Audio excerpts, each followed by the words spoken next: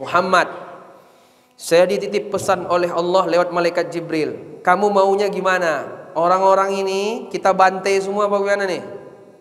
Saya malaikat nih, kekuatan punya. Ini ada gunung sekitar Taif ini, bukit-bukit. Pilih yang mana? Saya angkat, saya timpakan ke orang ini semua. Kalau kamu mau. Apa kata Nabi sallallahu alaihi wasallam? Allahumma ighfir li qaumi fa innahum la ya'lamun. Asallahu ayyukhrija min aslabihim man ya'budullah wa la yusyriku bihi syai'a. Apa kata Nabi Muhammad? Ya Allah, ampunkanlah umatku, ampunkanlah kaumku, karena mereka itu tidak paham. Mudah-mudahan Allah mengeluarkan dari tulang sulbi mereka, yaitu generasi-generasi yang menyembah Allah, tidak menyerikatkan Allah dengan satu apapun juga. Nah, di sini bedanya Nabi Muhammad dengan nabi-nabi yang lain. Bapak Ibu tahu enggak, ketika besok di hari kiamat, di saat kita dikumpulkan di padang mahsyar, berapa lama di padang mahsyar? Dalam hadis Nabi, berapa Bapak Ibu? 50.000 tahun. Waktu itu orang menunggu 50.000 tahun. Orang dibiarkan oleh Allah selama 50.000 tahun. Matahari di atas kepala 1 mil. 1 mil itu 1 kilo lebih sedikit. Berapa panasnya itu? Sementara hari ini kita dengan matahari saja 150 juta kilometer. 150 juta kilometer panasnya kayak gitu. Tempat kami dingin. Pas tadi datang ke sini panas. Akhirnya masuk hotel dingin lagi. Habis itu masuk mobil panas lagi. Habis itu masuk sini dingin lagi. Pas makan panas lagi. Bingung saya jadi. Badannya bingung-bingung ini mana. Pas jadi imam tadi yang saya ceritakan, di bawah dingin, di atas panas. Masya Allah Bapak Ibu. 150 juta kilometer matahari hari ini panasnya begitu kan. Bagaimana besok 1 mil di atas kepala.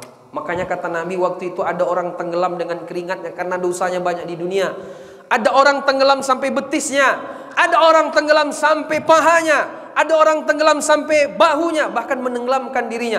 Datang orang ke Nabi Adam. Wahai Nabi Adam, engkaulah Nabi yang pertama. Tidak punya ayah, nggak punya ibu. Tolong beri kami syafaatmu, wahai Nabi Adam. Minta ke Allah, segera kami dihisap. Nabi Adam bilang, saya tidak berani. Saya takut ketemu Allah. Ini hari kiamat sudah tiba. Dan sekarang di padang mahsyar, tidak berani saya berjumpa sama Allah. Kenapa? Karena saya pernah makan buah khuldi. Akhirnya datang orang ke Nabi Nuh. Nabi Nuh itu Rasul pertama Bapak Ibu. Kalau Nabi Adam Nabi, ini Rasul. Kalau Rasul lebih tinggi derajatnya pada Nabi. Setiap Rasul pasti Nabi. Setiap Nabi belum tentu Rasul. Ketika itu datang orang ke Nabi Nuh. Apa kata Nabi Nuh? Saya tidak berani juga ketemu Allah. Kenapa? Saya disuruh mendakwahi kaum saya malah doakan hancurkan mereka semua. Rabbi la tadhar 'alal ardi minal kafirina dayyara innaka in tadharhum yudhillu ibadak wa la yalidu illa fajiran kafara. Ya Allah, habiskan orang ini semua. Akhirnya tenggelam kan? Tinggallah 80 orang yang naik di atas kapal Nabi Nuh, dan akhirnya dari 80 orang itu meninggal sisalah 3 anaknya, Sam, Ham, Yafid dan pasangannya. Kemudian sampailah manusia hari ini. Makanya Nabi Nuh itu gelarnya Abul Bashar, bapak para bapak manusia. Karena semuanya meninggal di waktu itu, tenggelam bumi ini. Dalam kitab Bidayah wa Nihayah Ibnu Katsir. Akhirnya bagaimana? Nabi Nuh pun tidak berani, karena dia malah suruh dakwahi malah didoakan. Akhirnya datang orang ke Nabi Ibrahim. Nabi Ibrahim bapak para nabi, generasi ke bawah sampai Nabi Muhammad nabi-nabi, anaknya pun Ismail nabi. Dia tidak berani juga karena dia pernah berbohong. Meskipun bohongnya tidak pula salah.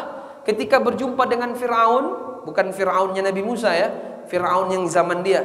Ketika itu Fir'aun ini suka sama istri orang. Lalu ditanya ke Nabi Ibrahim, ini siapa? Ini saudari saya. Bukan istri, bukan. Tapi diambilnya juga karena cantik. Bohong dia ada 3 kali. Tapi itu nggak masalah sebenarnya.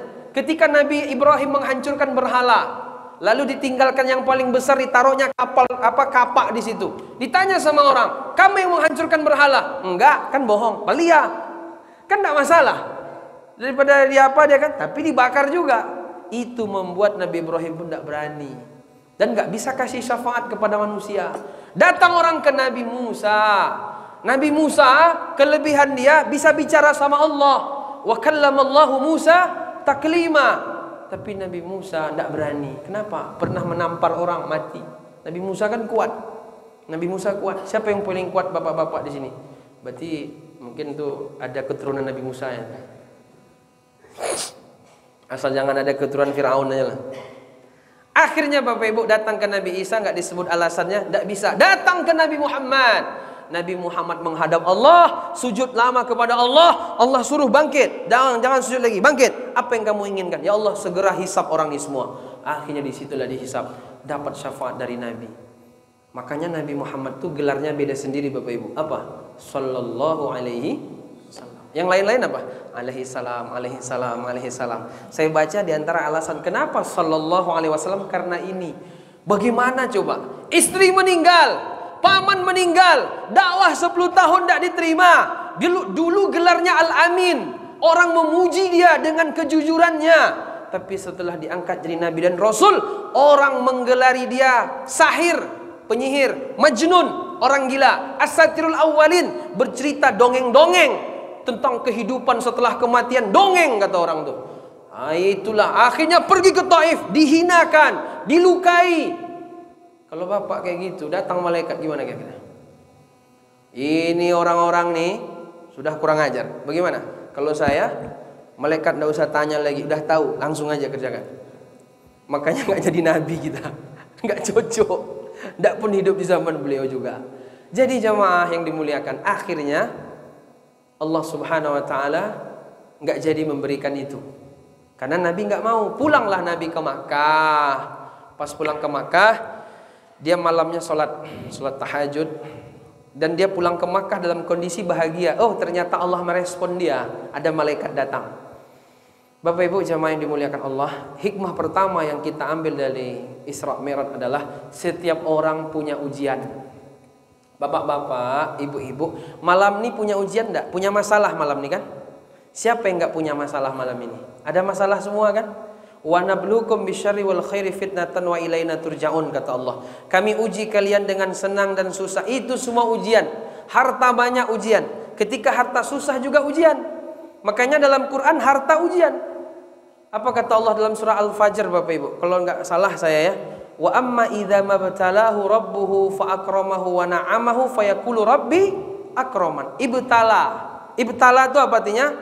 Ujian, bala. Dunia ini ujian. Ketika Allah berikan dia kesusahan harta, wa amma idza mabtalahu fa qadara alaihi rizqahu fayaqulu rabbi ahanan. Harta banyak ujian, tidak ada harta ujian, karena kalimatnya selalu dimulai oleh Allah ibtala. Ibtala artinya ujian. Ibtala yabatali ibtila, ujian. Semua kita dikasih ujian. Bapak Ibu sejak kapan tidak punya ujian? Dulu masih kecil ujiannya ya belum punya apa-apa. Ketika sudah kuliah ujiannya ya belum selesai kuliah. Kayak saya sekarang belum selesai. Kata dosen saya, libur ceramah lagi katanya. Kalau nggak libur-libur juga lama selesainya. Betul juga rupanya. Ini saya baru di Bukit Tinggi dan pergi lagi sini. Saya kuliah udah hampir 5 tahun Bapak Ibu, belum selesai juga lagi. Saya pun udah pusing juga ini sebenarnya.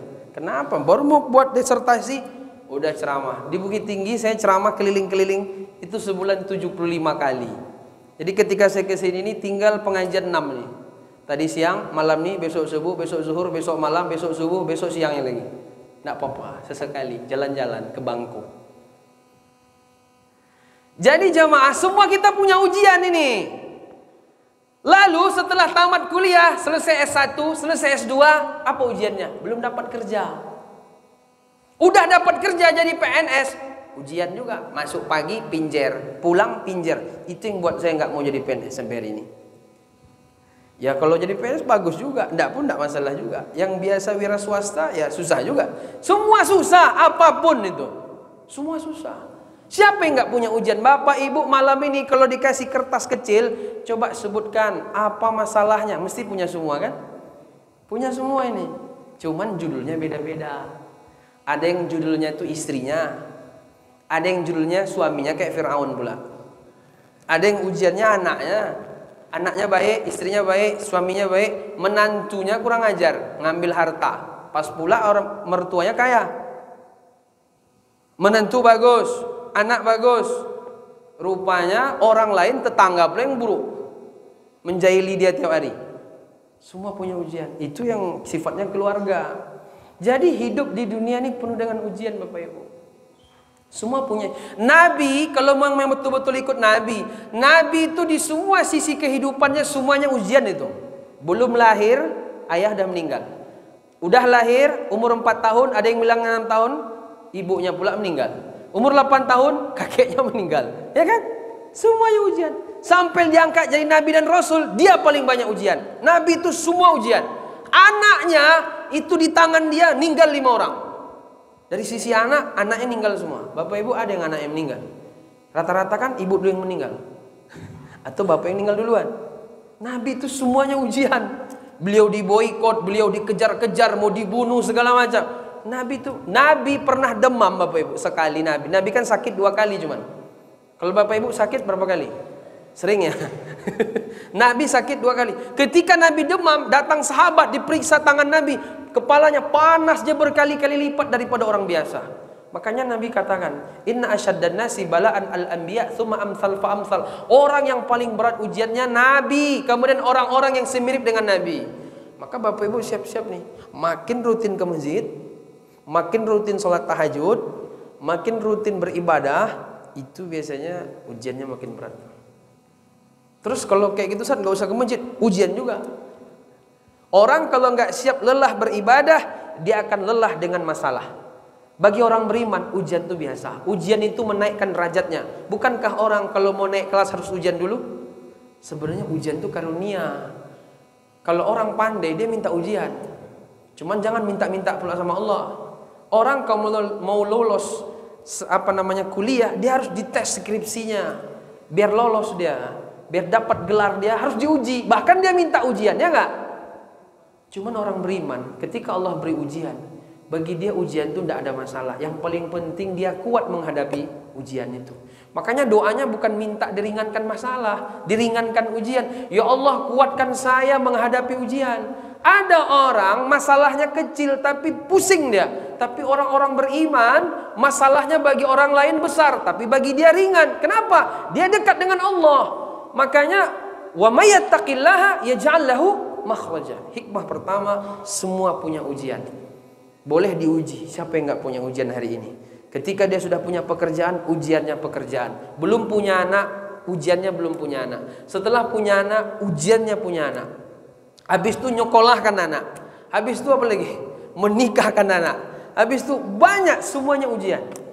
Jadi akhirnya bagaimana? Umur 60 dia pun mati. Karena umur kita rata-rata 60-70 tahun. Makanya jamaah, hikmah pertama dari Isra Mi'raj adalah bahwa hidup itu adalah ujian. Nabi diuji. Kemudian Bapak Ibu, ketika Nabi sudah kondisinya seperti itu, istri meninggal, paman meninggal. Kata para ulama, hikmah kedua, tidak ada tempat bergantung kecuali Allah Subhanahu wa ta'ala. Bagaimanapun masalah kita, yang bisa membuat kita ringan Allah. Nabi, paman meninggal, tidak ada yang membela di luar. Nabi, istrinya di rumah, yang menenangkan, tidak ada lagi, diam sendirian. Allah tempat bergantung, nggak ada yang lain. Kalau bergantung kepada harta, harta akan binasa. Kalau bergantung kepada kawan, kadang-kadang kawan itu kawan, habis lama-lama jadi lawan. Kalau bergantung kepada jabatan, ada masa pensiunnya. Kalau bergantung kepada fisik juga kadang lemah. Bergantung kepada siapapun, dia pun kadang minta gantung sama kita. Tidak ada tempat bergantung yang lebih kuat kecuali Allah Subhanahu wa ta'ala. Akhirnya, Bapak Ibu yang dimuliakan, Nabi Muhammad SAW, Allah hiburlah beliau dengan cara Allah. Akhirnya dia naik buraq. Buraq ini kecepatannya di mana mata melihat sampai, di mana mata melihat sampai. Sebagaimana Allah katakan, Subhanalladzi asra bi'abdihi lailan minal masjidil haram ilal masjidil aqsa. Maha suci Allah yang memperjalankan hambanya dari Masjidil Haram kepada Masjidil Aqsa. Masjidil Aqsa, Masjidil Haram itu berbulan-bulan zaman dulu orang kalau mau datang ke Masjidil Aqsa. Nabi juga belum pernah ke situ. Tapi Nabi tahu. Habis itu naik dia Mi'raj, langit pertama berjumpa Nabi Adam. Langit kedua siapa Pak? Oh ya, berarti perlu diulang Pak ini. Udah lupa urutan-urutan Nabi. Sebenarnya enggak pun hafal, enggak pula masalah. Nabi langit pertama Nabi Adam, langit kedua Nabi Isa, langit ketiga Nabi Yusuf, langit keempat Nabi Idris, langit kelima Nabi Harun, langit keenam Nabi Musa, langit ketujuh Nabi Ibrahim alaihissalam, sampai Sidratil Muntaha. Habis itu berjumpa dengan Allah Subhanahu wa taala. Allah perintahkan kepada beliau apa Bapak Ibu? Perintah salat 5 waktu. Jadi kata para ulama, betapa mulianya salat. Perintahnya bukan di bumi turunnya, di langit. Kalau zakat, haji, umroh, apalagi sekarang orang banyak umroh, haji, umroh, berjihad, semua puasa, itu di bumi turunnya tuh. Dan itu lewat malaikat Jibril kasih ke Nabi. Allah, malaikat Jibril kasih ke Nabi. Tapi kalau salat 5 waktu nggak pakai malaikat Jibril, dari Allah langsung ke Nabi SAW. Betapa mulianya perkara salat. Maka salat tidak bisa diwakilkan. Maka salat tidak boleh ditinggalkan apapun alasannya kecuali hilang akal. Kalau ada orang sakit tidak puasa, tidak apa-apa. Kalau ada orang nggak ada punya duit, tidak bayar zakat, tidak masalah. Kalau ada orang nggak punya fisik yang kuat, tidak punya harta, tidak haji, tidak masalah. Tapi kalau orang dia sesakit apapun, selama nggak hilang akalnya, salat tetap wajib baginya. Kalau tidak berdiri, duduk. Tidak sanggup duduk, berdiri. Balik lagi. Tidak sanggup berdiri, duduk. Tidak sanggup duduk, berbaring. Nggak sanggup berbaring, isyarat mata. Tidak sanggup isyarat mata, berarti udah parah kan ini. Disalatkan. Masih ada satu lagi saya baca. Dia pakai niat di hati aja. Dia sebenarnya mata udah agak kuat lagi, cuma masih agak-agak sadar. Ingatkan, Pak, salat Pak. Ini rukuk nih, ini sujud ya Allah, ini rukuk nih, tidal, gitu lagi. Kalau enggak juga, barulah disolatkan. Cuman memang begitu. Orang ini nggak mau dia ke masjid di belakang imam, sukanya depan imam memang. Udah depan imam, baru dia ke masjid. Kalau di belakang imam, belum mau dia ke masjid. Ya kan? Sehebat-hebat orang, kalau tidak sadar-sadar juga ke masjid, dia akan ke masjid. Kapan? Ketika dia sudah jadi jenazah, depan imam langsung. Jemaah yang dimuliakan Allah Subhanahu wa taala. Kata para ulama, ketika kita punya ujian banyak, tidak ada tempat bergantung kecuali Allah. Bagaimana cara terbaik kita komunikasi dengan Allah? Ya harus jadi hamba Allah yang benar. Makanya dalam Quran, Subhanalladzi asra bi 'abdihi lailan minal masjidil haram. Maha suci Allah yang memperjalankan hambanya. Nabi Muhammad ketika selesai langit ketujuh, Allah nampakkan surga dan neraka. Sehingga kata Nabi, dinampakkan kepadaku paling banyak penghuni neraka perempuan. Ngeri kali. Padahal ibu-ibu ini paling rajin pengajian, ya. Bapak-bapak, ibu-ibu ini mana yang paling sering pengajian? Di mana-mana. Di sini apa-apa ya? Kalau di tempat kami ibu-ibu, yang safari dakwah sibuk sana sini ibu-ibu, BKMT acaranya ibu-ibu, yang buka acara bapak-bapak, yang diceramai ibu-ibu. Ibu-ibu, bapak-bapak di mana? Di kedai kopi, teh taluang. Ibu-ibu. Tapi Nabi bilang yang paling banyak masuk neraka perempuan. Kenapa? 2. 1, sering melaknat. 2, sering tidak pandai berterima kasih kepada suami. Wah, inilah pentingnya bapak-bapak. Cuma bapak-bapak harus pandai juga belajar. Ini enggak ibu-ibu terus yang belajar. Bapak-bapak yang enggak, itu melawan ya lama-lama jadi. Ya itu pandai-pandai nantilah. Jadi nampaklah surga neraka. Sampai Allah perintahkan 50 waktu sholat. 50 awalnya Bapak Ibu. Lalu turunlah Nabi. Setelah itu 50 ya, sip, diterima sama Nabi. Turun Nabi, langit 7, langit 6. Langit 6 jumpa Nabi Musa. Nabi Musa bilang apa? Apa yang Allah perintahkan kepada Muhammad? Nah, Allah memerintahkan 50 waktu sholat. Nabi Musa 2 waktu sholat cuma pagi sore. Nabi Muhammad 50. Ini berarti luar biasa umat yang satu ini. Umat yang paling banyak sebelum Nabi diutus umat Nabi Musa. Tapi sejak Nabi Muhammad diutus, Nabi Muhammad paling banyak umatnya, mengalahkan Nabi Musa. Nabi Musa bilang ke Nabi Muhammad, minta kurang kepada Allah itu. Umatmu tidak akan mampu. Umat saya saja lebih kuat, lebih ini nggak kuat mereka. Apalagi umatmu.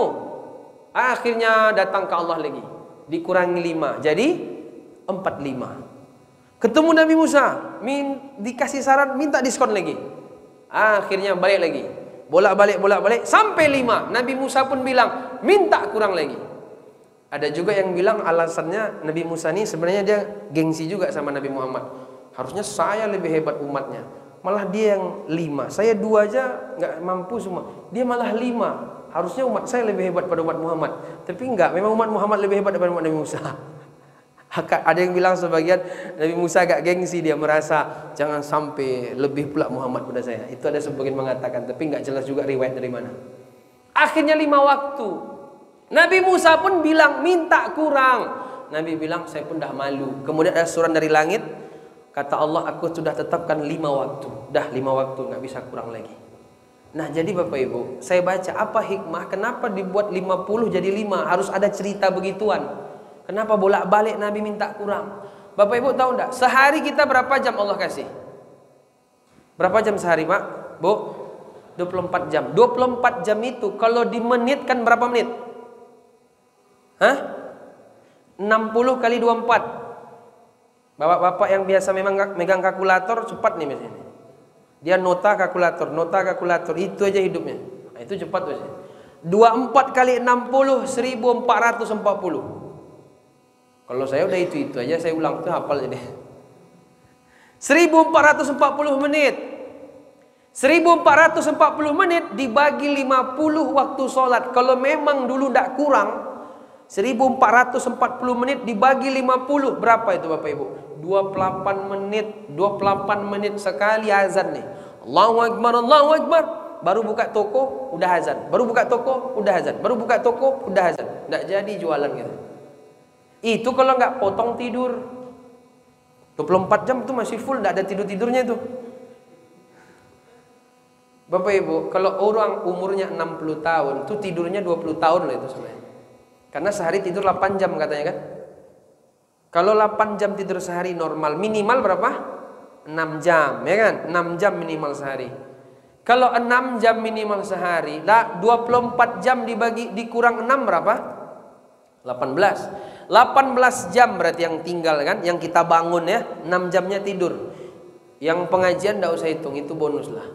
Yang normal-normal saja, yang 6 jam normal. Itu 18 jam sisa, kalau dimenitkan berapa menit tuh? Berapa? Kali 60, 18 kali 60. 1 jam kan 60 menit. 1080 menit. 1080 menit dibagi 50 waktu sholat berapa? 21. Sebenarnya kalau dulu Nabi Muhammad nih nggak ikut saran Nabi Musa untuk minta kurang, yang 50 waktu jadi 5 ini, itu Bapak Ibu gawat kita nih. Setiap 21 menit udah azan, udah sholat 5 waktu, sholat 50 waktu gitu. Baru 21 menit azan, sholat zikir-zikir, habis 15 menit, keluar baru 6 menit balik lagi ke masjid. Baru 6 menit balik lagi ke masjid. Maknanya apa? Kata para ulama, hidup ini untuk ibadah aslinya. Teman, Allah tuh realistis. Allah tuh tahu. Taulah Allah. Allah tuh tahu yang telah lalu, tahu yang akan datang, tahu yang nggak terjadi akan datang, dan Allah tahu yang sekarang. Kan 4. Allah tahu yang masa lalu, Allah tahu yang sekarang, Allah tahu yang akan terjadi akan datang, Allah tahu yang nggak jadi akan datang. 4. Allah pokoknya serba tahu. Allah tahu 5 waktu itu udah masalah besok di hari kiamat. Mesti masalah di akhir. Apalagi 50. Cuman ini maknanya hidup ini untuk ibadah. Bapak Ibu, hidup ini untuk ibadah. Wa ma khalaqtul jinna wal insa illa liya'budun. Cuman kita tidak sadar hidup ini untuk makan. Itu yang kita pikirkan dari dulu. Hidup ini untuk bertahan hidup. Hidup ini untuk makan. Hidup ini untuk bekerja. Tidak tahu dengan Allah, tidak masalah. Ini salah. Hidup untuk beribadah. Hidup kita nih yang paling pendek umat Muhammad nih Bapak Ibu. Dalam satu hadis saya baca, orang Yahudi umurnya dari subuh sampai zuhur. Maka orang zaman dulu kan panjang-panjang umurnya. Nabi Nuh aja umurnya berapa? 950 tahun. Bapak-bapak, ibu-ibu mau enggak umurnya 900 tahun? Enggak. Kalau 55 mau? Saya 54 Ustaz. Enggak juga. Terus berapa maunya nih? Bapak Ibu ini masih minta panjang umur. Ya Allah, panjangkan umurku, panjangkan. Masih? Enggak lagi. Kalau saya masih nih. Doa Nabi Allahumma kthir mali wa waladi wa barik li fi ma a'taytani wa atil hayati ala ta'atik. Ya Allah, banyakkan hartaku, banyakkan anakku, panjangkan umurku di atas ketaatan kepadamu. Itu kalimat paling penting itu. Selama ini doanya kan cuma 3. Doakan aja ya, murah rizki, sehat badan, panjang umur. Untuk apa? Untuk apa? Harusnya murah rizki, sehat badan, panjang umur, taat dalam perintah Allah. Itu yang paling penting. Karena kata Nabi, sebaik-baik orang umurnya panjang, amalnya baik. Seburuk-buruk orang umurnya panjang, amalnya buruk. Khairun nas man tala umruhu wa hasuna amaluhu, wa syarrun nas man tala umruhu wa sa'a amaluhu. Untuk apa umurnya panjang kalau maksiat banyak? Bagus pendek aja umurnya. Enggak banyak maksiat, neraka enggak jalan dia ke dalam jurang nerakanya. Jadi Bapak Ibu jamaah yang dimuliakan Allah, umur umat Nabi Muhammad, kalau umat Nasrani dari maghrib dari zuhur ke asar. Kalau umat Muhammad dari asar ke maghrib. Makanya tidak panjang, 60-70 60-70. Makanya PNS pensiun 60 tahun. Habis pensiun tugas, awak pun pensiun hidup. Maka Bapak Ibu yang 60 udah banyak. Udah banyak 60. Ini sebentar lagi nih. Jamaah tahun lalu ada yang meninggal. Jadi jamaah setahun yang lalu ikut Isra Mi'raj, itu ada yang nggak hadir lagi sekarang. Yang sudah meninggal ada. Pengurus masjid berapa orang kira-kira yang sudah masuk jadwal kemarin tuh? Yang mendaftar udah berapa? Tahun lalu ada kan? 2, 3, 4, 5 mungkin ada ya. Tahun sebelumnya ada juga. Tahun depan udah ambil nomor Pak? Belum? Nah, tunggu aja. Malaikat maut udah ngintai-ngintai. Mana bapak nih? Mana nih? Yang mana? Yang mana? Yang mana? Yang mana nih? Ini nampaknya yang agak-agak apa gaya sikit nih. Jadi hidup ibadah Bapak Ibu. Kita sesoleh-soleh orang itu per umur 60 tahun sanggup beribadah 25 tahun cuman. Sesoleh-soleh orang per umur 60 tahun dia kuat beribadah cuman 25 tahun. Kenapa? Pertama dipotong tidur, yang kedua dipotong belum sadar. Karena kan tidur sehari katanya 8 jam. Kalau umur 60 tahun, kalau 8 jam dibagi 24 berapa? 3. Kalau 60 dibagi 3 berapa? 20. Jadi Bapak Ibu pernah sadar enggak? Bapak Ibu tuh kalau umurnya 60 tahun, tidurnya 20 tahun tuh sebenarnya. Cuman dicicil kayak utang, kan biasa ngutang juga ya. Jadi nggak terasa. Kalau sejak lahir langsung tidur 20 tahun. Umur 21 sampai 60 mati enggak boleh tidur lagi. Nah, itu terasa dia. Tapi kalau dia dicicil, tiba-tiba udah mati aja. Di total 8 jam sehari, 20 tahun tidur. Jadi kalau umur 60, tidur 8 jam sehari, berarti tidurnya 20 tahun. Tinggal 40. Terus tadi Ustadz bilang kok 25? Iya, sesoleh-soleh orang, seustad-ustad orang, per umur 60 tahun, kuatnya beribadah 25 tahun. 35-nya enggak. Yang 40 ini biasanya orang balik paling lama umur 15 tahun. Jadi 15 tahun ke bawah itu belum serius. Bapak Ibu masih ingat waktu umur 12 tahun udah ke masjid 5 waktu berjamaah? Udah? Nampaknya belum. Waktu itu aja udah tamat S1 belum juga ke masjid lagi. Ya kan? 15 tahun ke bawah orang belum balik biasanya. Paling lama balik 15 tahun. Jadi kalau baliknya 15 tahun ke bawah dihitung belum apa-apa lagi tuh. Dia nggak sholat, ini belum ini segala macam, ya kan? Ketika dia balik dicatat dosanya, dicatat pahalanya. Tapi kalau sebelum balik pahala dicatat, dosa enggak. 15 tahun barulah dia serius.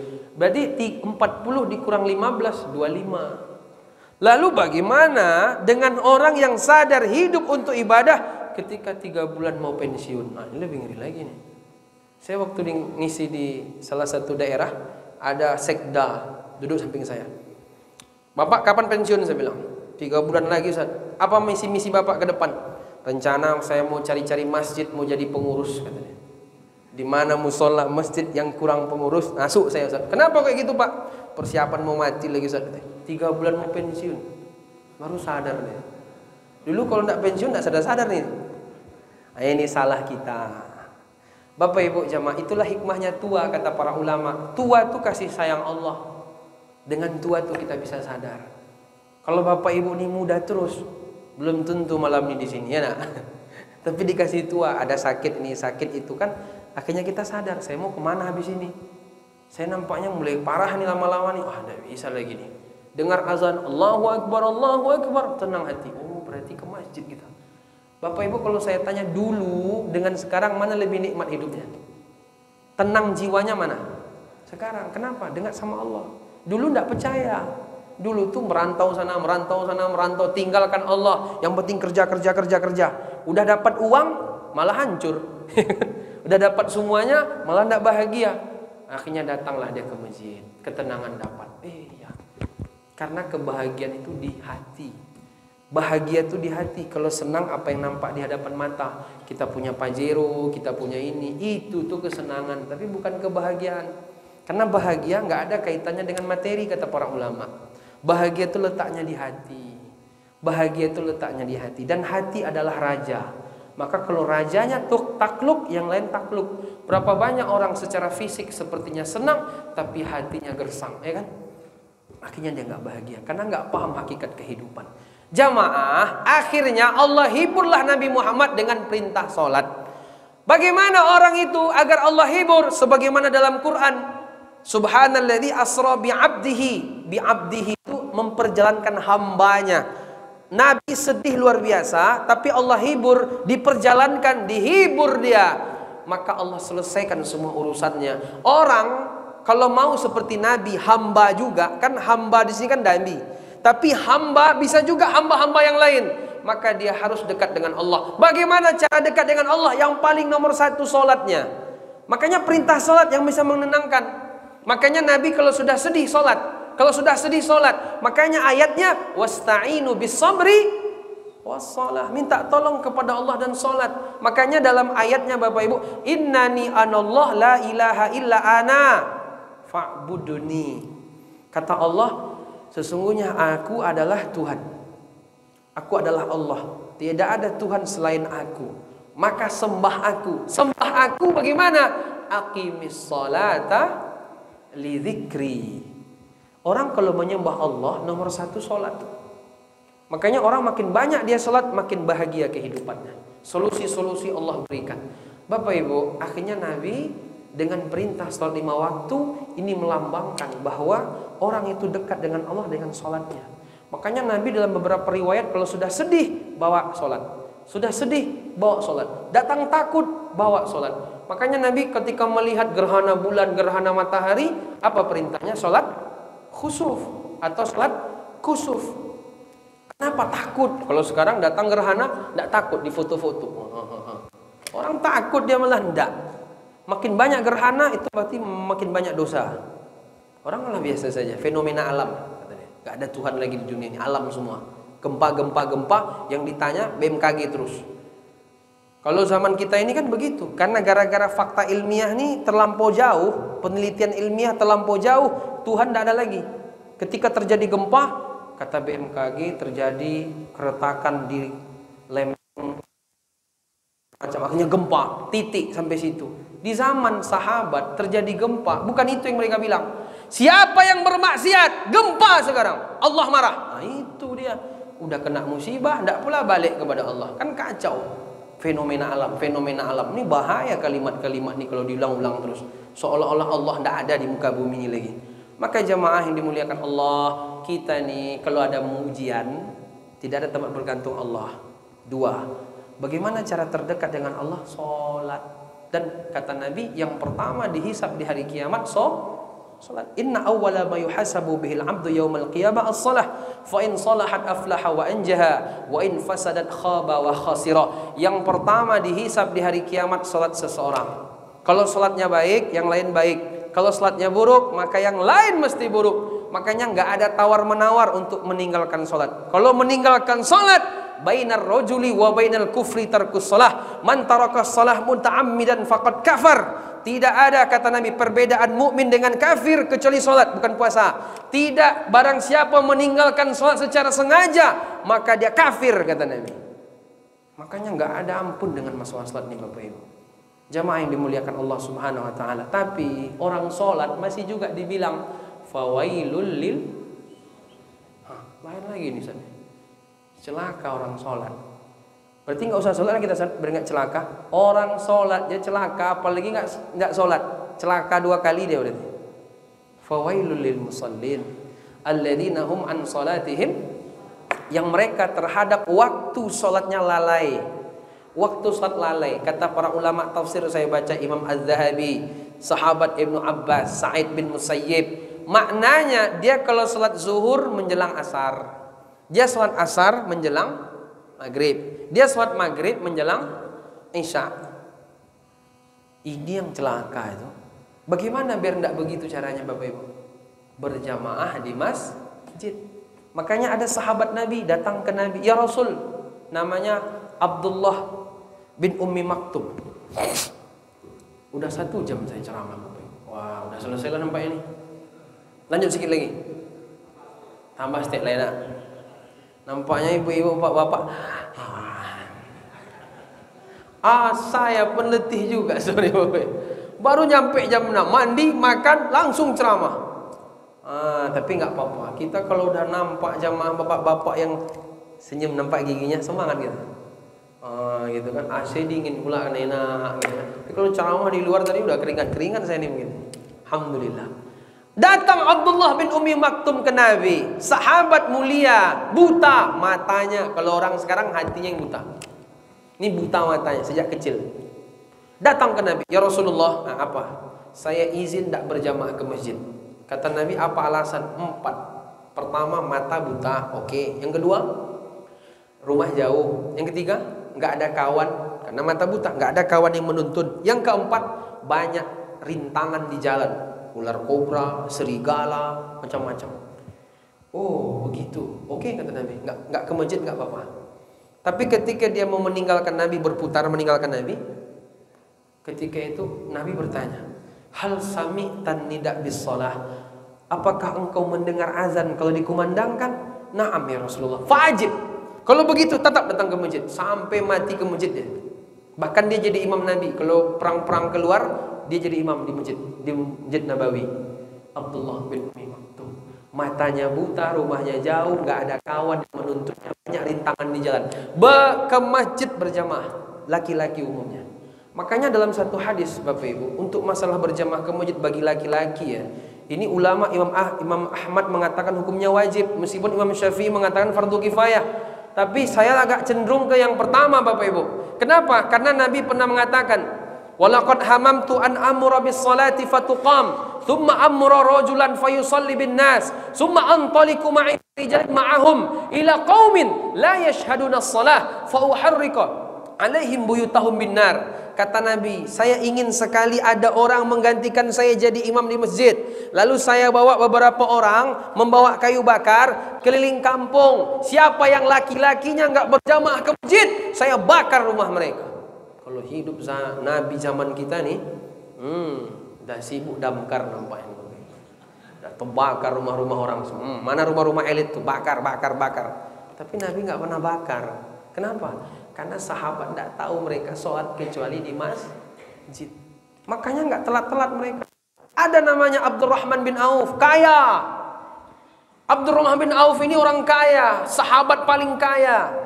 Bahkan kata dia, setelah Nabi mendoakan dia, barakallahu laka wa fi malika, mudah-mudahan Allah memberkahimu dan hartamu. Ketika itu kata Abdurrahman bin Auf, kalau ada batu saya angkat, di bawahnya ketemu emas. Saking kayanya dia, lihainya dalam berjualan karena doa Nabi. Ketika dia meninggal Bapak Ibu, itu banyak sekali warisan dia tuh emas. Emasnya tuh berbalok-balok, dikapak-kapak sama orang. Mau dibagi kepada ahli waris. Sampai yang ngapak luka tangannya kena emas. Kalau kita kena kerikil kan, dia kayanya luar biasa. Tapi apa Nabi pernah bilang kepada dia, Abdurrahman bin Auf, kamu, dia kan sering terlambat ke masjid. Bukan tidak ke masjid, terlambat ke masjid. Safnya belakang-belakang terus. Karena banyak toko yang mau ditutup kalau ada 5 waktu datang. Salat zuhur tutup toko, salat asar tutup toko. Kan banyak tokonya nih. Terlambat dia ke masjid. Kamu kalau begini-begini terus kata Nabi, nanti kamu masuk surga merangkak-rangkak nih. Bapak-bapak gimana? Merangkak apa tiarap? Kayaknya ngeri juga nih Zat. Ke masjid ya. tapi hobinya terlambat, apalagi nggak ke masjid, apalagi nggak sholat. Akhirnya semenjak itu nggak mau lagi dia. Kau masjid tepat waktunya. Abdurrahman bin Auf. Allah nomor satu. Maka orang kalau sholatnya harus baik, yang lain baik. Kalau dia respon tinggi sama sholat nih, maka hidupnya pun Allah akan respon. Siapa yang mengakhir-akhirkan sholat dalam hadis, maka Allah mengakhirkan urusan-urusannya. Mungkin Bapak Ibu selama ini urusan kita nih gini-gini terus, kenapa? Kita mengakhir-akhirkan sholat. Makanya kan dalam azan itu kan hayya 'alas shalah. Habis itu hayya 'alal falah. Sholat dulu baru falah. Falah itu artinya apa? Kemenangan. Orang kalau mau menang sholat dulu. Makanya sembah Allah dulu baru dikasih tolong. Iyyaka na'budu wa iyyaka nasta'in. Makanya jamaah yang dimuliakan Allah, sholat ini nomor satu. Satu-satunya syariat yang turun di langit sholat. Satu-satunya syariat yang tidak lewat malaikat Jibril, ya cuman sholat. Makanya orang kalau mati bukan dipuasakan, dia apa? Disolatkan. Lapor ke masjid dulu, baru bawa ke kuburan, kan gitu. Jamaah yang dimuliakan Allah Subhanahu Wa Taala. Jadi dengan sholat itu Nabi sudah punya pengganti. Mungkin selama ini dia ke pamannya melindungi di luar. Paman dah meninggal. Selama ini istrinya di rumah yang menenangkan. Istri sudah meninggal. Semua itu bisa digantikan dengan ibadah sholat.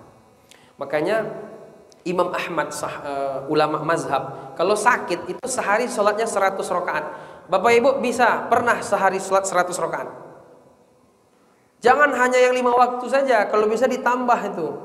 Coba sehari 5 waktu sudah berapa? 17. Kata Nabi, siapa yang sholat sunnah 12 rakaat sehari semalam, maka dibangun rumah di surga. Satu hari kerja dapat rumah di surga. Kerjanya cuma sholat 12 rakaat. 2 rakaat sebelum subuh, 4 rakaat sebelum zuhur, 2 rakaat setelah zuhur, 2 rakaat setelah maghrib, 2 rakaat setelah isya. 12 rakaat. Kalau mau ditambah lagi jadi 22. 2 rakaat. Tadi ada kan 4 rakaat sebelum zuhur, 2 rakaat setelah zuhur, tambah 2 lagi. Tapi ini yang enggak muakkadah. Habis itu ditambah 4 sebelum asar, ditambah 2 sebelum maghrib, ditambah 2 sebelum isya, 22. 17 tambah 22 berapa? 39. Belum sampai 100 lagi. Apa yang mau ditambah? Salat masuk rumah, salat keluar rumah. Kata Nabi, siapa yang keluar rumah sebelum keluar salat sunnah 2 rakaat, maka tidak ada mudarat yang di luar itu bisa mendatangkan ke dia. Kalau dia masuk rumah, salat sunnah 2 rakaat, takut ketemu bini, tidak ada pula mudarat yang akan datang kepada dia. Ya kan? Masuk rumah, keluar rumah, masuk rumah, keluar rumah. Udah berapa rakaat tuh? Tambah lagi salat duha. Salat duha minimal 2 rakaat, setara dengan sedekah 360 persendian. Kalau dia 4 rakaat, kata Allah, jangan tinggalkan 4 rakaat di awal siang, maka akan aku cukupi semua kebutuhanmu sampai sore. Salat duha. Atau kita menunggu waktu salat sunnah 2 rakaat, salat sunnah 2 rakaat, salat sunnah. Antara maghrib dengan isya, sebagian mengatakan salat awabin. Awabin itu yang lebih tepat salat duha, bukan antara maghrib dengan isya yang lebih tepat. Tapi Nabi pernah melakukan. Habis salat sunnah ba'diyah isya, ba'diyah maghrib, habis itu Nabi salat sunnah 2 sampai isya datang. Bisa juga itu.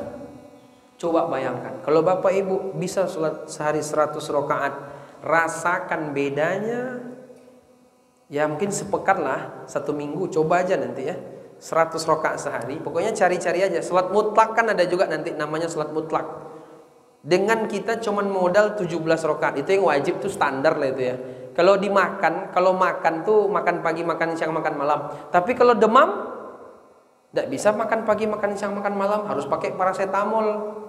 Kita kalau lagi ada masalah, tidak cukup 17 rakaat kita andalkan, ditambah sholat sunnah yang lain. Ibaratnya itu vitamin, karena penyakit datang. Jadi gini, ketika musibah datang ke kita, itu sama dengan penyakit datang ke tubuh.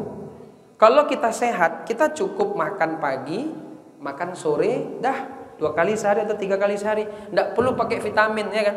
Tidak perlu pakai obat, paracetamol ini, parasaridon, tidak perlu. Antalgin, tidak perlu. Tapi kalau kita demam, makan pagi, makan siang, mana mempan? Masuklah di situ paracetamol, ya kan? Ketika Bapak Ibu punya musibah, dapat musibah berat, bisa pakai 5 waktu aja. Nggak. Ditambah baca Qur'annya, ditambah sholatnya perbanyak.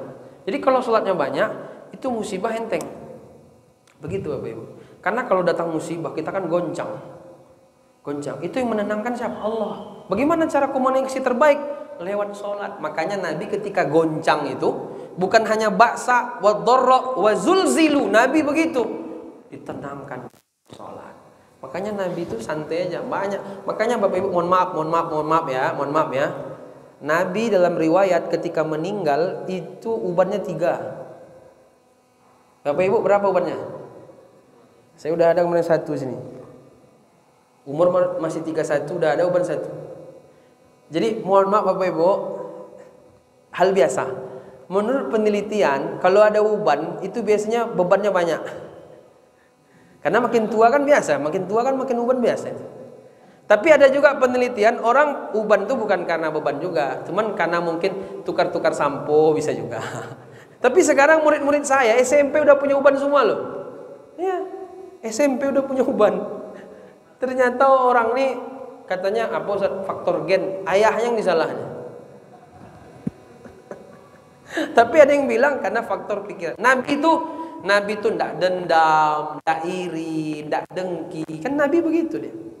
Ndak dendam, ndak iri, ndak sakit hati, lapang dada, ndak marah-marah. Karena kalau itu kita simpan itu kan penyakit hati, itu berpengaruh ke badan kita nanti Bapak Ibu, wajah kita semuanya. Sehingga bebannya berat. Nah, ditambah lagi Nabi sholatnya banyak. Jadi biasa saja. Orang marah sama dia biasa saja. Tapi kalau orang marah, kalau orang menghina Islam, marah dia. Begitu Nabi. Jadi 3 pesan kita. Udah sejam lewat 20 menit. Pertama, setiap hidup nih punya ujian. Gitu ya. Santai aja, biasa aja. Itu namanya hidup tuh ya begitu. Yang kedua, tidak ada tempat bergantung kecuali Allah. Dikit-dikit Allah, dikit-dikit Allah. Jadi Bapak Ibu, Allah dulu baru ikhtiar. Allah dulu baru ikhtiar. Doa kan berarti jadinya. Doa ya Allah, baru ikhtiar. Kalau kita usaha dulu baru doa, itu terbalik tuh. Usaha dulu baru doa, itu salah tuh kaidahnya itu. Doa dulu baru usaha. Doa dulu, jangan usaha dulu. Doa. Jadi doa-doa aja Ustaz. Ya enggak juga. Masa doa pagi sampai sore kerja enggak? Itu lain, belum lagi ceritanya. Doa dulu baru usaha. Kalau kita kan usaha dulu baru doa. Makanya bingung. Salah serba salah. Enggak baik, enggak berkah jadi. Doa dulu, minta sama Allah. Enggak ada tempat bergantung kecuali Allah. Makanya salat itu artinya doa kan? Makanya as-salatu lughatan doa, kan begitu kata ulama. Salat itu secara bahasa artinya doa. Makanya salat itu isinya doa semua. Ihdinas siratal mustaqim, siratal ladzina, doa semua. Allahumma ighfirli, semuanya doa. Wajburni warfa'ni warzuqni wahdini, semuanya doa. Jadi jemaah, dengan momen Isra Mi'raj nih, salat kita nambah gitu aja lah. Jangan hanya di salat wajib, tapi niat tambah lagi dengan salat sunnah. Banyak yang mau kita lazimi, tapi paling tidak 5 ya Bapak Ibu ya. Lazimi salat sunnah qabliyah ba'diyah yang 12 rakaat itu.